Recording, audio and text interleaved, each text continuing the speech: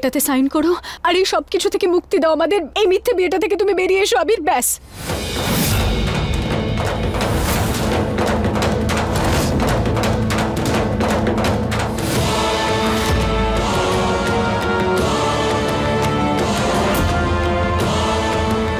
কি হলো আবির, তুমি থেমে গেলে কেন? ত্রিশালা, আমি সাইন করলে কি হবে? বিধিকেও তো এখানে সাইন করতে হবে। আগে তুমি বিধিকে দিয়ে সাইন করিয়ে আনো, তারপরে আমি তো করেই দেব। বলো তুমি বিধিকে দিয়ে সাইন করাতে পারবে? হ্যাঁ, কেন নয়, এটা কোনো বড় বিষয় নাকি? আমি ওকে দিয়ে সাইন করিয়ে নেব।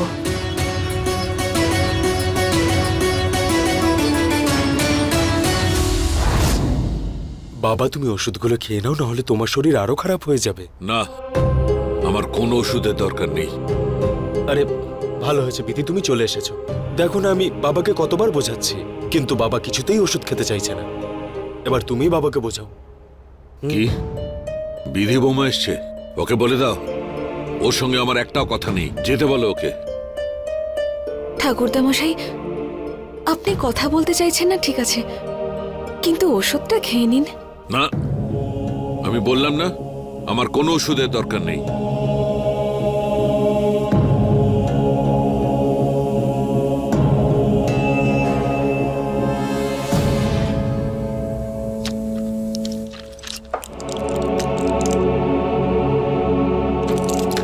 আমি চোখে দেখতে পাই না, কিন্তু আমার কান সব শুনতে পায়।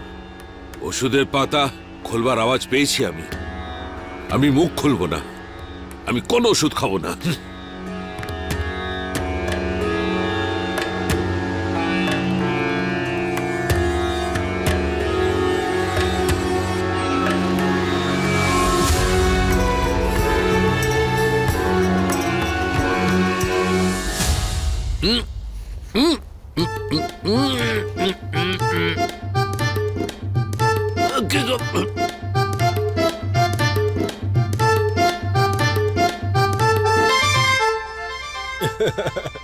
আরে বাহ, খুব ভালো পদ্ধতি খুঁজেছে ওষুধ খাওয়ানোর। এটা ঠিক নয় বৌমা। ঠাকুরদা মশাই, আমার কাছে অন্য কোনো উপায় ছিল না। দেখুন, আপনার কাছে আমি ক্ষমা চাইব না, কারণ আপনার রাগ করাটা খুব স্বাভাবিক। কিন্তু জানেন তো, এই প্রাসাদে যে কজন মানুষ আছেন, আপনাকে তাদের সবার খুব প্রয়োজন।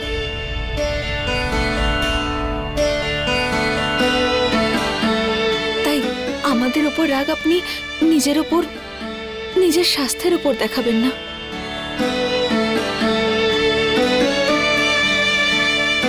নিজের খেয়াল রাখুন আপনি।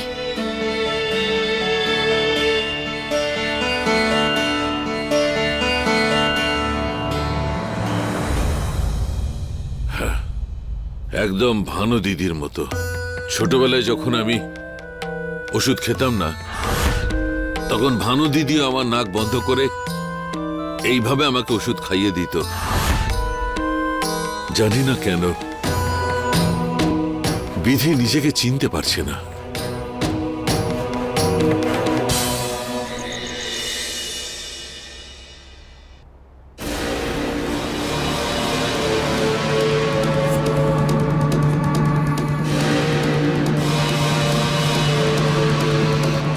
মেম সাহেব, আপনি এখানে কি নিতে এসেছেন? নিতে না, কিছু দিতে এসেছি তোমায়। আবির এই মিথ্যে বিয়ের সম্পর্কের দায়িত্ব নিতে চায় না। তুমি কি মনে করেছিলে যে তুমি চালের পর চাল দিতেই থাকবে আর আমরা হাতের উপর হাত রেখে বসে থাকবো? আর আজকে তো তুমি সীমা পার করে দিয়েছো দাদুর সামনে আমার সত্যিটা দেখিয়ে। সেই জন্য এই নাও ডিভোর্স পেপারস, আবির পাঠিয়েছে তোমার জন্য।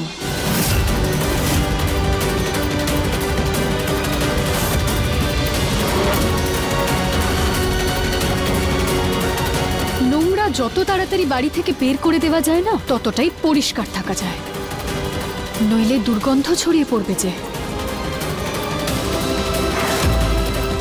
আর তাই সময় নষ্ট না করে এই পেপারগুলোতে সাইন করো আর বেরিয়ে যাও আমাদের জীবন থেকে।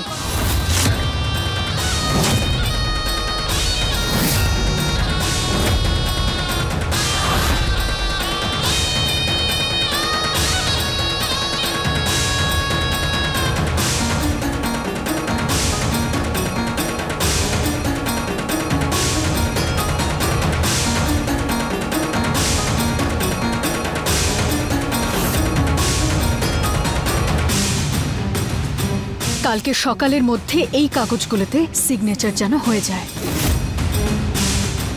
না হলে কিন্তু তোমার আফসোস করেও কোনো লাভ হবে না।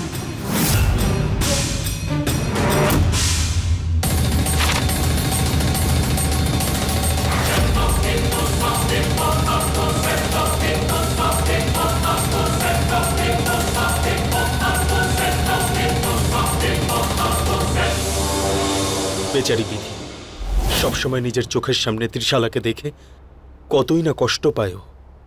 হ্যাঁ, তাই তো আমি এটাই চাই যে বিধির বৌমা যত তাড়াতাড়ি সম্ভব নিজেকে চিনে ফেলুক। বিশ্বাস, আমাকে দেবী মায়ের কাছে নিয়ে চলো।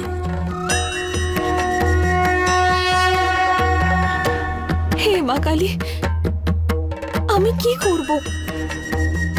একদিকে তো আমি বাধা পড়ে আছি, ঠাকুরদা মশাইয়া ডাক্তার ম্যাডামকে কথা দিয়েছি বলে, আর অন্যদিকে আমার হাতের রেখা,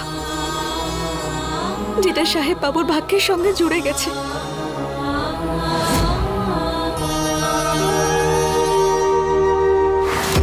না, আমি সাহেব বাবুকে আর কষ্ট দিতে পারবো না। ওনার সকল কষ্ট দূর করে দেওয়ার এখন এই একটাই উপায় আছে, ডিভোর্স।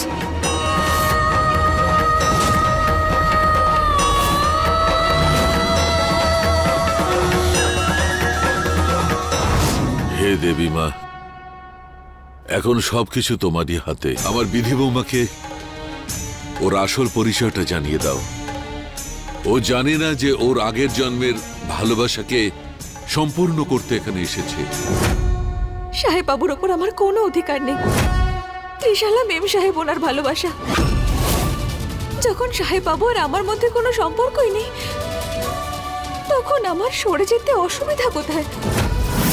হে দেবী মা, আমার বিধি বৌমাকে শক্তি দাও, যাতে ও ওর আসল পরিচয়টা জানতে পারে। তবেই তো ওর ভালোবাসার জন্য ও লড়তে পারবে। আমাকে শক্তি দাও, যাতে এই কাগজে হস্তাক্ষর করতে পারি, যাতে আমি সারা জীবনের মতো সাহেব বাবু আর মেম সাহেবের জীবন থেকে দূরে চলে যেতে পারি।